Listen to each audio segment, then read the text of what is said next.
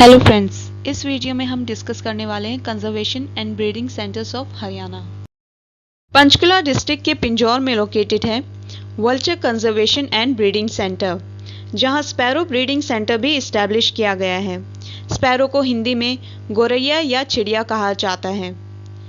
मोरनी में लोकेटेड है pheasant breeding centre, जिसमें red jungle foul breeding centre भी इंक्लूडेड है। वल्चर कंजर्वेशन ब्रीडिंग सेंटर, जिसे जटायु कंजर्वेशन ब्रीडिंग सेंटर भी कहा जाता है। Vulture conservation breeding centre located है बीर शिकारगढ़ वाइल्ड लाइफ सेंचुरी में, जो पंचकुला डिस्ट्रिक्ट के पिंजौर में है। ये इस्टेब्लिश हुआ था सितंबर 2001 में एज वल्चर केयर सेंटर, और ये अपग्रेड हुआ था 2004 में two vulture conservation breeding centre और जटायु कंजर्वेशन ब्रीडिंग सेंटर। और ये जॉइंट प्रोजेक्ट है बॉम्बे नेचुरल हिस्ट्री सोसाइटी का और हरियाणा फॉरेस्ट डिपार्टमेंट का। इसका ऑब्जेक्टिव है to conserve and breed critically endangered vulture species, specifically white backed vulture, long billed vulture, slender billed vulture. Vultures scavengers होते हैं। ये एनिमल्स की डेड बॉडीज को खाते हैं।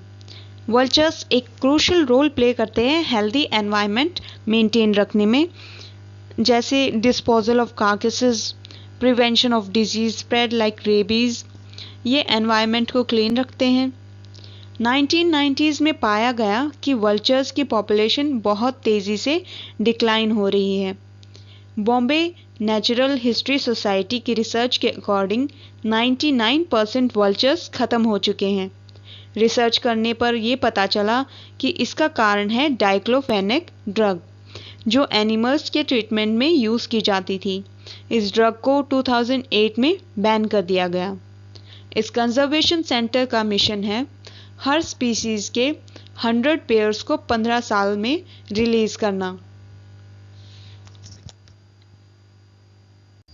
हाल ही में 17 दिसंबर 2024 में वल्चर रिलीज प्रोग्राम ऑर्गेनाइज हुआ, जिस दौरान 25 वाइट बैक्ड वल्चर्स को रिलीज किया गया।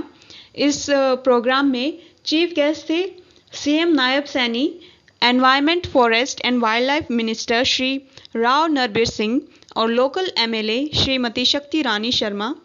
सीएम नायब सैनी ने सेंटर के एफर्ट्स की सराहना की और उन्होंने गोरैया कंजर्वेशन वर्क को भी आगे बढ़ाने का आग्रह किया। इसके बाद आता है फेजेंट ब्रीडिंग सेंटर। ये लोकेटेड है पंचकुला डिस्ट्रिक्ट के मोरनी में। हरियाणा फॉरेस्ट डिपार्टमेंट ने इसे इस्टेब्लिश किया था to breed and release local pheasant species. इसमें इंक्लूडेड है red jungle fowl, kalij pheasant और चीर फेजेंट। और ज़्यादा अर्बनाइजेशन और हैबिटेट लॉस की वजह से जो कालीज फेजेंट है और रेड जंगल फाउल है, इनकी पॉपुलेशन जो है वो डिक्लाइन हो रही है। IUCN रेड लिस्ट के अकॉर्डिंग जो चीर फेजेंट का स्टेटस है वो वल्नरेबल है। रेड जंगल फाउल, इनका साइंटिफिक नेम है गैलिस गैलिस। ये ज़्यादातर पाए जाते हैं साल फॉरेस्ट में, और वाइल्ड पॉपुलेशन जो है वो डोमेस्टिक चिकन्स के साथ मिक्स हो गई है, जिसके कारण जो प्योर रेड जंगल फाउल है वो कम हो गए हैं। इसलिए प्योर रेड जंगल फाउल को प्रोटेक्ट करने की ज़रूरत है। जो वाइल्ड जीन्स होते हैं वो डिजीज रेजिस्टेंस के लिए इम्पॉर्टेंट होते हैं। Chaudhary Surendra Singh elephant rehabilitation centre, ये लोकेटेड है यमुनानगर डिस्ट्रिक्ट के बनसंतोर जंगल में, और ये इस्टेब्लिश हुआ था 2008 में।